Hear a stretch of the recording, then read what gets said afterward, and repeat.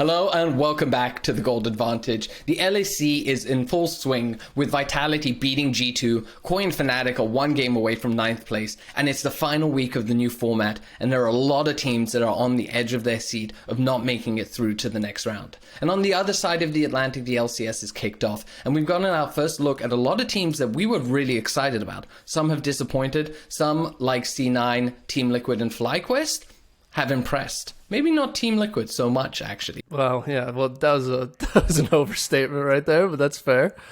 We're not starting with the LCS, so I'm not blowing it up. Back with us is Scoot. Delight to have him back. How are you doing, Scoot?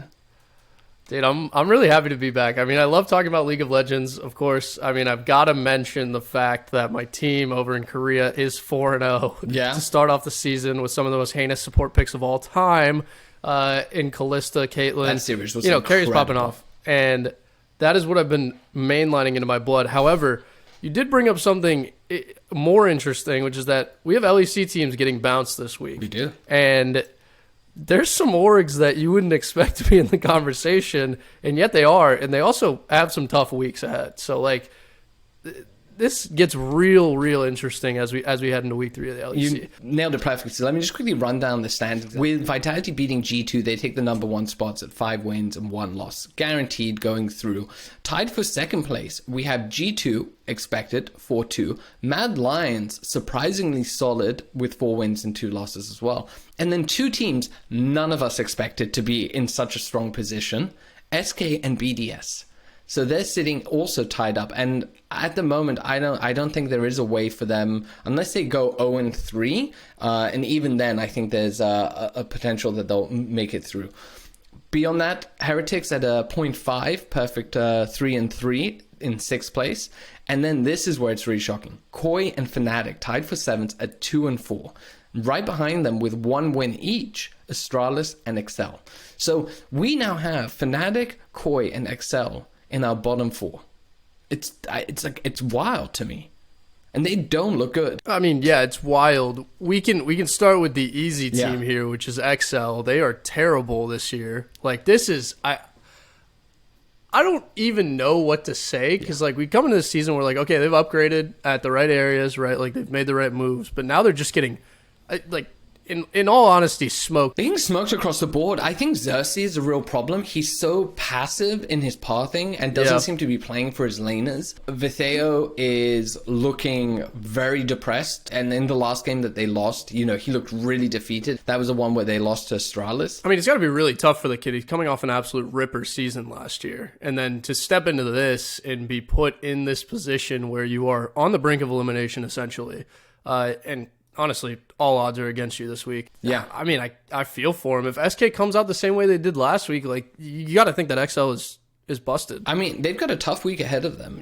Heretics, who, one of the easier matchups, but we're still sitting at 3-3. Then, like you said, SK, who are looking honestly phenomenal, and I believe went 3-0 this week, beating some top teams. They beat Koi, Vitality, and G2. They had the hardest week. Vitality and G2 are the... and they smoked them. So, that's a big one. And then they finish off with Vitality. So this is a tough week for Excel. And if they don't go 3-0, every game lost is so important. And I love this new format for that. I think, the counterpart to that is kind of BDS. And we talked about this. I made a mention of this in the show notes. To me, BDS is basically what I expected Excel to be. I thought they would be a very solid middle-of-the-pack team with the potential to take an upset. Instead, Excel is sitting at 1-5. BDS is sitting at 4-2. Honestly, they remind me more of XL last year than... I guess in the regard of record, yes, I would agree that they are what we expected XL to be. However, this team is far more gritty. Like, they're not going to stop coming, and they're going to wear you down. And like, that is kind of the play style at this point. And Adam having a great year. Like, you gotta respect it. He's playing out of his mind. He's playing really well. This was a team that was supposed to have a lot of players that hated each other. Seems like they've gone over it. And I think a big focal point for that was Adam. And he's talked about it, how, he's humbled, he's matured. You grow up and you start winning games and starts feeling good. Like, now, I don't want to get ahead of myself because they've got 2 tough matches. The first 2 matches are G2 and Vitality. So those are going to be tough matchups for sure. Of course. If you're telling me that they're going to end the split at 5-4, I think it's pretty good. I'd be pretty shocked, honestly, coming into this year. I had them Yeah. ranked pretty low, in my opinion. Part of that is my bias against Chris. Yeah.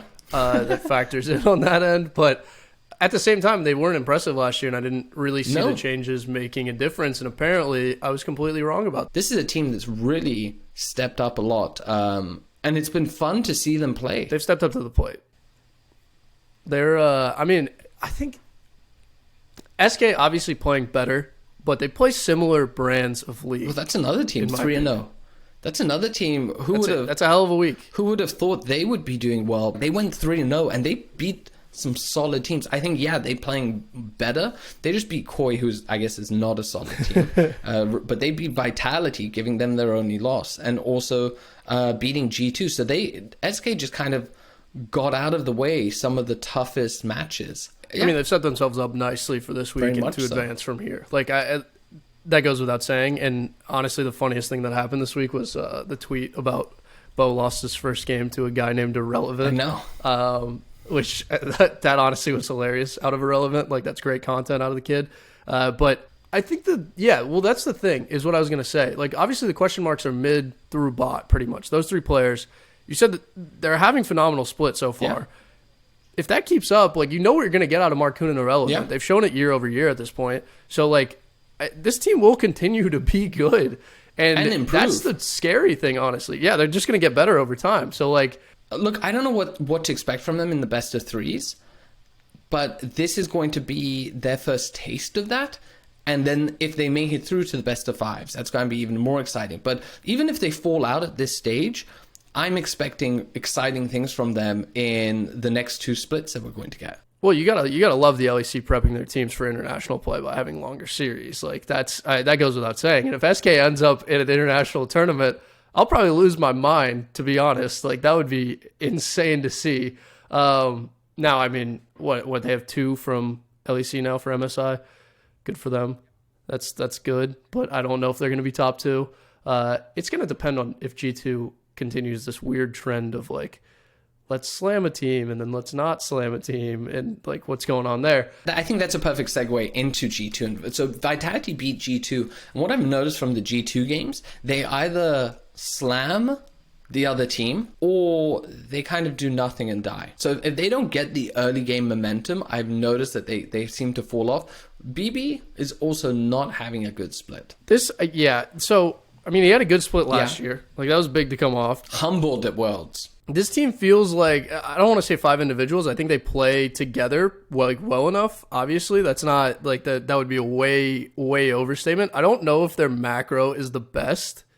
I think at times it shines, and that's when they roll teams. And then at other times, you're just kind of sitting there questioning it, and that's when it looks like they're pretty stagnant on the map. I think when they have the advantage and they can just bully the other team, they seem to play really well from that position, but they need to play better from an even state or from behind. Because the Vitality game, they had a good draft. They should have done well against Vitality. That's what I'm saying. Like, you pick the Rise. The Rise is huge for macro and huge for making decisions that can, like, really change the game, especially when you're behind.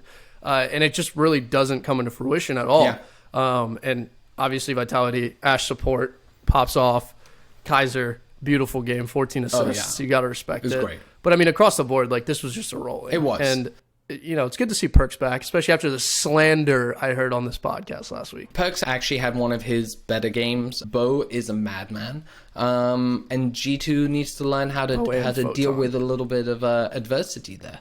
So I think Gwen gives less of a, like, okay, Photon's also a madman situation, but we've seen it in the week prior and like earlier in the week. Like, they're obviously both nuts, but I think Bo has way more potential to pop off is what we're looking for there. Yeah, the Boton is Look, insane. there's two teams left everyone talk about, is Koi and Fnatic. Koi has lost 4 games now in a row.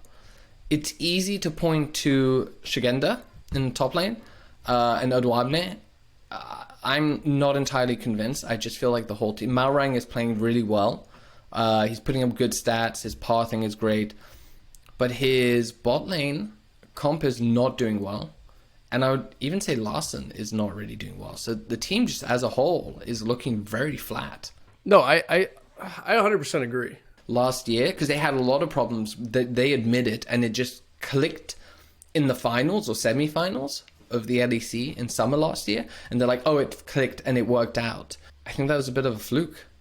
No, so for me, like the way I've watched this and what's going on, I think I agree with you. And maybe the change is rooting the camel across the board, but like I don't know if it was a fluke for that situation to happen. But once you have a roster, you know, you go through a lower bracket run, you finally win a championship. I don't really know why you make the change. Yeah. Tough for them, and obviously you can blame it on their brand new top laner, all this stuff. It's very easy to pick him out as the one. You're like, okay, he's the problem. I do think he contributes to Malrang looking lost. Like he just looks kind of lost on the map because I don't know if Malrang is lost. I feel like his laners are lost. That's what I mean. Okay. But like you can't jungle properly if your laners are lost. Like it's hard to have impact. And to see Malrang play a game where he picks Jarvan and really isn't able to have much impact, that's like shocking, to be honest, because that is a pocket pick that has worked time and time again for him. It's a real concern because I don't know, even if they make it through to the next round, I gotta wonder, can they win a best of 3? You just hope they kind of figure it out. And I think that question is the same for Fnatic. Fnatic, we had concerns preseason that they would have a lot of passive players. Rekkles has come back. He doesn't look as good as he used to. I know maybe there's some tension around upset, but he was the way they were winning, and this just confirms it for me. This is weird because, I mean, their only win last week was XL, which is like not impressive by any means, obviously, at this point. And like what we've seen over the last few splits, at least as well, is they start off fairly slow. And to be put in this position, like it needs to kick in that like this could be the end of your split this week. I think I do agree with you. Like Rekkles doesn't look very good. I'm not sure I love subbing in Rux as well. Like this year. I feel like he's been. You know what? Hylissang was. I don't love it. I don't hate it. I mean, yeah, you live and die by the saying, though. We already know that. Like, yeah, but like not in a good way. And Rux already is playing at a better level than Hylissang was last week. He's definitely more consistent. Like, and it's hard not to be. Exactly. I mean, Hylissang seems to be playing better on Mad Lions, but last split he was a liability. So I'm totally fine with Rux. All my concerns have come to fruition that they're a passive team, just kind of moving around the map, and there's no one that's really taking charge. And I think this is... I mean, last year it was Razork at times. He would be the one to take charge, make the play. Yeah. And I think he's great. He's catching so much flack at the moment, and I think it's completely misdirected. He is there as an aggressive jungler who's also meant to support his laners. And if his laners are not winning and not enabling what his strengths, what do you want him to do? I mean, it's hard when you're giving a bot immediately. Bot, mid, and top lane. Yeah, I mean... Humanoid is not... Humanoid was phenomenal at Worlds, but outside of that, like... I've never been impressed with the guy, so...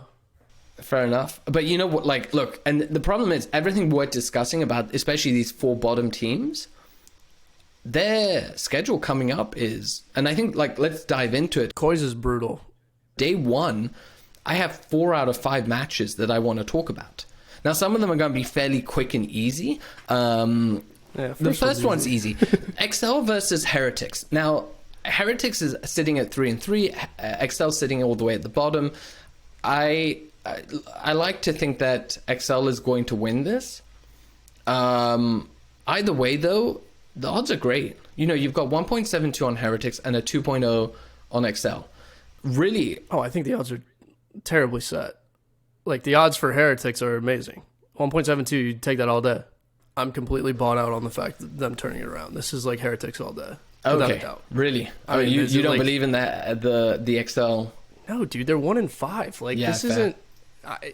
at some point, you have to come to terms with the fact that you're just playing terribly. To me, I'm going to wait for draft. But either way, you're going to get good odds, I think. I don't know, dude.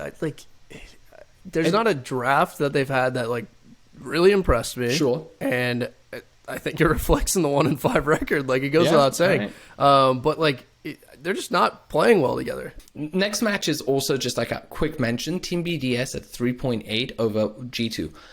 I'm hard on the G2 train, but like I highlighted, if they don't get ahead early, they seem to struggle to then go from there. BDS is riding a high. They just went 3-0. They would like nothing more to turn that into 4-0. And we saw SK beat G2. So Honestly, I think 3.8 is so generous on BDS. They get a good draft. I can see them taking it. I mean, these are still best of ones. I mean, the only team that feels like they can't lose to anyone right now is realistically Vitality. And like to get 3.8 on BDS, who is a very good team, in my opinion, not like amazing, obviously, but they're playing extremely consistent league. It goes without saying, like, there's value here. I don't believe in Koi. I know it's Vitality versus Koi. 1.35 on Vitality, 2.9 on Koi. Well, what are they giving you to believe in? But think there, exactly. This is do or die a little bit for Koi. They have a few matches and they have to win one or two of them. The Astralis one will probably be a bit of a walk in the park, but they're facing off against G2 and Vitality. And if they want to secure the next round, they need to beat one of those. And you're getting 2.9 odds on them against Vitality and 2.8 odds on them against G2. I actually think they're going to beat one of these teams. So you bet both of them and you come out with a profit. This is interesting for me personally, because you have this situation where Vitality's pretty clearly through, and Koi is not. However, I don't think this is a game where Vitality steps off the gas. Like, I don't think they start messing around in draft or anything, or picking Kalista support, something along those lines. Like, they're not going to take that risk. One, it's a BO1.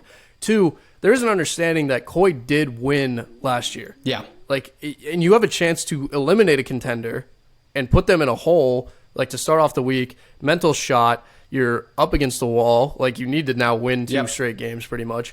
I don't think they're stepping off the gas at all. I think the odds are terrible here to bet on Vitality, obviously, best of one, you don't want 135.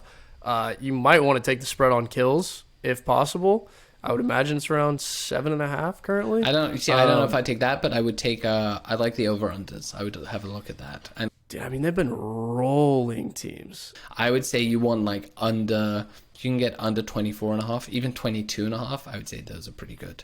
Under, you think it's slow enough? I think Koi's so. Koi's slow gaming it. Koi's playing slow, and actually Vitality is pretty clean with their wins. Look, 22. And a half, under 22.5, you get 2.5. 26.5, you're still getting 1.68. So I think that's 27. Sorry, is a lot of kills. Let's be 27 is a lot of kills. So I think 26.5 at a 1.68. I think that's a pretty safe bet.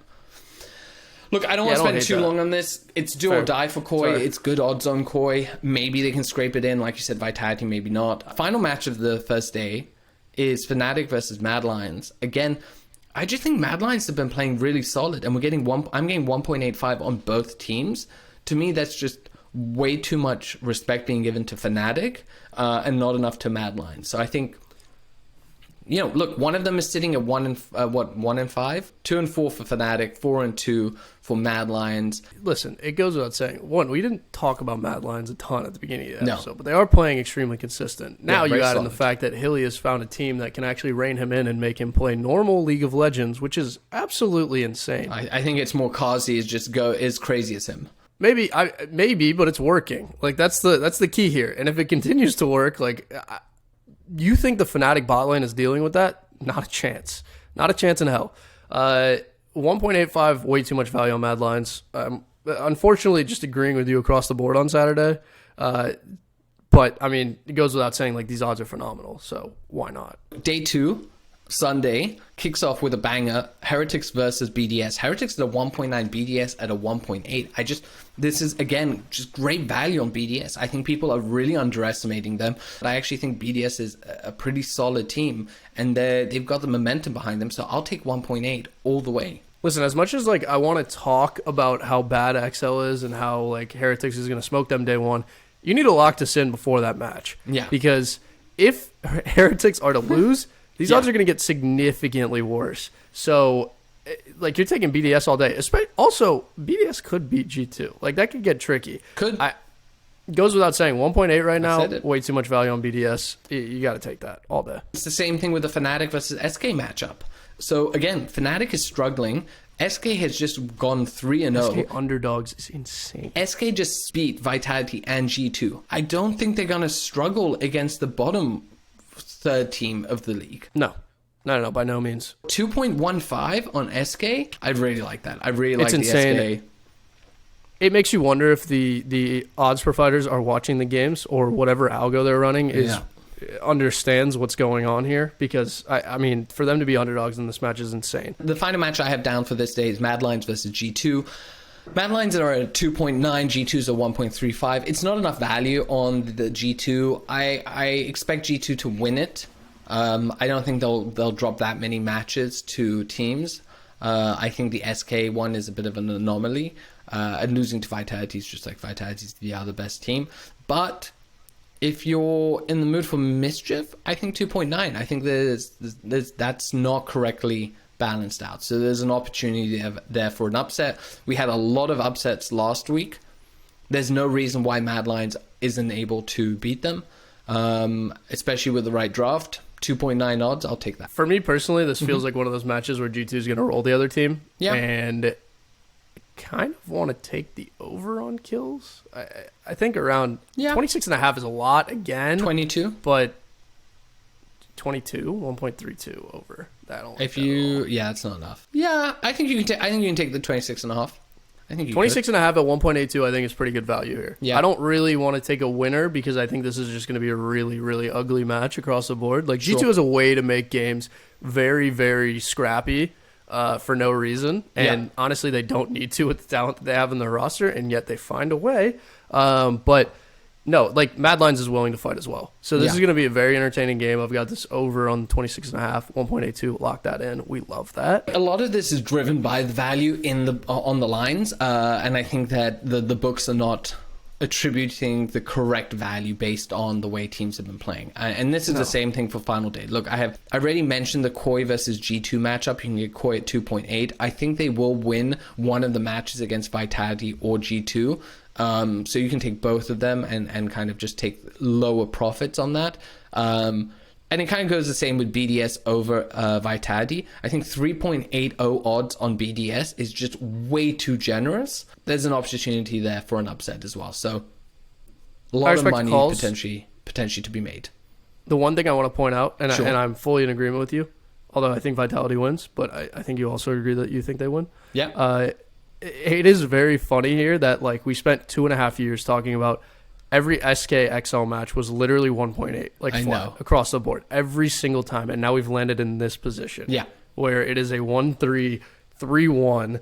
That is insane to me, and it also shows you the condition of the league. And now there's a lot of stress on these matches. So, dude, I mean, XL's not winning this, to be fair. So, staying away. I think look, that wraps it up. Not much to say. It's a really exciting week. You should really tune into this because the new format is already paying dividends in terms of the storylines. The matches are exciting, and I think they're showcasing different strengths of different teams. And you want to have watched these matches to prepare you for the best of threes that are going to come up next, because that's going to open up betting even more. It's just going to be so much fun to watch. I mean, as much as I'm saying this is going to happen the way it should, like this is so open for chaos this week. Like it's going to be amazing. I mean, once again, Koi, Fnatic, and XL are in the bottom 4, and there's a high likelihood that one of those 3 is going to not make it with Astralis. I'm assuming Astralis is not going to make it just because they've been the worst team in the league so far. Yeah, it seems realistically though.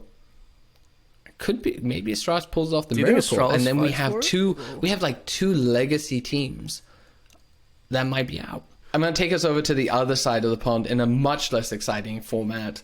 The LCS, it has not changed. We have had 2 games. We're going to have another 2 games. It's funny because after watching the LEC and getting 3 games a week, it's hard for me to get as hyped at this stage, especially the no stakes. We saw some teams perform well and some legacy teams not perform so well. I think we're very excited about a number of teams, like Team LCK, i.e. Team Liquid. I was excited about Dignitas. I know we were excited about 100 Thieves. All of those failed to deliver. Very lackluster performances. You must be thrilled by Cloud9's performance. Of course. TSM, CLG, and Flyquest, they also did very well. TSM, interestingly, 2-0. And I'll say this. I think people forgot that TSM at the end of last split, after a tumultuous year, balanced themselves out and managed to be a 6th place team. And they seem to be sitting in that spot. I actually think they'll continue to be a middle of the pack team with the potential to take games off the top teams occasionally. I mean, who are the top teams? No, dude, I think people forgot who Maple was too, just a little bit. Yeah, a little bit. Yeah. Last year made people forget who like the history that Maple has behind him. He showed up this week. He did. He stepped up to the plate to absolutely walk over Liquid in game 2. Well, he's a Korean destroyer, and he just saw a whole LCK team, and he was like, "Oh, this is my time to shine." It's hard to take a lot away from the Immortals game. This roster's chalked at this point. Yeah. But no, Maple stepped up to the plate. Solo also very impressed with him at the end of the last split, and he's carried over a decent amount. Like, he's playing pretty well. Yeah. Picks the horn, gets a ton of assists. He does. Very fun to watch. Actually, low-key impressed by this team. I think they will be better than people expect across the board for the rest of the split. Obviously, Cloud9 impressed me the most. Schlacking of 100 Thieves to start the split off. Is that impressive? I mean, yes, I guess, but 100 Thieves look shaky. So. 100 Thieves disappointed me. EG and Team Liquid disappointed me. 100 Thieves, I kind of, there's an element, I think we all put them outside of the top 4, mainly because Doublelift is coming back after like a year or 2 break. Bjergsen was not a best performer last year. So I'm not that surprised to see them not doing so well. Team Liquid, I definitely expected to come out with much more of a bang. And same with EG, and both orgs just seem a bit listless. I mean, EG, I thought they made some pretty good changes in the offseason. Yeah. That absolute throw against CLG is the biggest concern this week. It is. Like, how are you not 2-0? That's the real question. Yeah. Like, GG is not a good team, obviously. No. Everyone wins that match. Pretty much the entire table is taking that. But, like, CLG, on the other hand, semi-impressive. But, like, you just cannot lose in that fashion. It doesn't work, especially with some new changes to your roster. It's not good for the mentality at all. No. I do kind of agree with you on the 100 Thieves, like, break situation. Obviously rough to step into Cloud9, who I think we're saying at this point is the best team in the LCS. Obviously, we don't know that much. I put them at Flyquest over Cloud9. You would? Yeah. I don't know, dude. This team's moving different. Plus, Berserker and Sven's bot lane still looking clean. I mean, we'll find out on Saturday. Yeah, we will. That's the good news. I'm sorry, on Friday. Saturday? On Friday. Yeah, you forgot about the weeks. I did. Dude, I mean, least impressive has to be Liquid, but I think we got a big bounce back week coming from those boys. So yeah, it's Liquid. Liquid is a disappointing one. I don't know. There's Piosik won Worlds, but before Worlds he was not great. And Summit, I think, is also running tried it to down throw a little Worlds. bit. I think Summit's trying to run it down. We'll have to see how it matches up, but it is a little bit concerning that they came out and got knocked around. Did Piosik win Worlds, or did the other 4 players on DRX win Worlds? I know. That's the question. Because he was getting Did Zeka and King jungle. carry the shit out of him? Potentially. But look, it's 1 week, and unlike the LEC, there are no stakes. No, absolutely no stakes. This is all vegan. None of this matters until, about 4 weeks in, when the final rankings for playoffs start to kind of come about. And even then, it's 8 teams, so everyone gets in. I'm going to let teams get hot, and then we'll talk. So I'm not going to read in too much to this. I think some teams might just be messing around, trying to find their footing, slow start.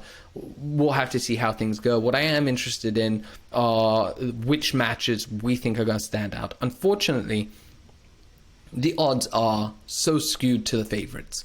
It's really hard to, there's not a lot of matches I would consider. Like the CLG versus Cloud9, I'm not going to take that because I think Cloud9 is just significantly better. One match that stood out to me is the Dig versus 100 Thieves. You can get Dig at 2.35, 100 Thieves at 1.52. I think 100 Thieves looked really shaky, and I think Dig could be a good team, so the odds are there to entice me to potentially bet on the potential upset. Dig confused me because they're 0-2 right now. Yeah. It's a little weird. I think this is like a much better roster than they performed in week 1, so I agree with you. I like the underdog odds there. I would also like to shout out TSM, possible 3-0, 4-0 start here against EG and 100 Thieves. Let's not... 2.8 odds against EG... Yeah. In a team that didn't look as good as they should have last week, and obviously TSM outperformed expectation a little bit. Yeah. you gotta think that maybe it continues. Like 2.8, I think is too generous here. So I'm taking TSM there, and I'm also taking them to beat 100 Thieves on day 2. But that's parlay that. No, I love that. I love that. So TSM 2.4 over 100 Thieves 1.5 on day 2. It's a very similar thing. It's like they seem to be TSM is already in their stride, whereas these other teams seem to be finding their stride. So I think there's a potential there. I'd say the same thing as Dignitas over EG at 2.4 on day 2. Not really. I don't have much more to add. I think Dig is a better team than we've seen so far, and I think 100 Thieves and EG are struggling a little bit, so one of those could be the upset. I prefer Dig over 100 Thieves than I do EG, but we'll see. But then day 2, there's one marquee matchup we have to talk about. Flyquest versus Cloud9. Flyquest at a 1.65, Cloud9 at a 2.1. I love this on Cloud9. Those odds on Cloud9 are outrageous. You got to think that Winsome feels a little wronged too. But I mean, I do love the odds on Cloud9. This is going to be mixy though, because you've got former support, didn't really get his chance with the org, which I mean tends to happen in League because you keep kids in academy and then you eventually sell them or just get rid of them. But 2.1 odds here, way too generous on a team that obviously was unbelievable last year, and I think has only improved with Diplex in the mid lane. Like, it just goes without saying. I'm 100% in agreement. Yeah, totally agree with that. I think just the odds are so good on Cloud9. Like, look, if you really believe in the Flyquest line, I think 1.65 is generous. But really, this should be a 1.8 to a 1.9, 1.85. Like, it's a bit crazy to be giving, I think, C9 2.10 odds. So, it should 100% be even. Like, we're talking a lot of experience on the C9 team at this point with each other. Outside of Diplex, and Flyquest is pretty brand new. Like, you got to factor that in at least a little bit. You do? Now, here's an interesting idea. Immortals has to win eventually. They do, right? I think they're beating CLG this week to cap it. Start 1-4. I feel like I don't know about that. I feel like CLG is very solid, and they're keeping the same roster as last week. Last year. They're gonna get an absolute rebound against TL. They're gonna get slammed. And eventually they got to win a match. And maybe it's Golden Guardians 6 weeks into the season, but they're beating CLG this week. That's all I have to say. All right. There's not much logic behind it, but I like the odds. 2.8, you like the odds. Can't ignore that.